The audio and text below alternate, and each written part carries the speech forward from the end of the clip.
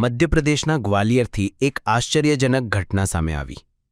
અહીં મોબાઈલ ફોનને લઈને વિવાદે ભયાનક સ્વરૂપ ધારણ કરી લીધું હતું।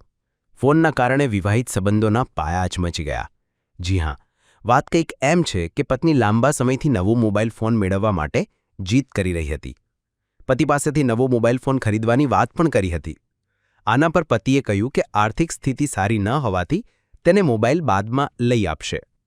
આ મામલે પતિ પત્ની વચ્ચે વિવાદ એટલો વધી ગયો કે પત્નીએ ગુસ્સામાં પહેલા તેના પતિ સાથે દુર્વ્યવહાર કર્યો, પછી ગુસ્સામાં આવીને પતિ પર હુમલો કરીને તેને પહેલા માળેથી ધક્કો મારી દીધો।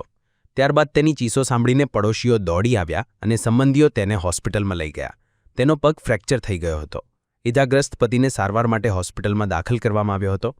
આ ઘટના બાદ પીડિત પતિએ ગ્વાલિયર પોલીસ સ્ટેશનમાં ફરિયાદ નોંધાવી હતી।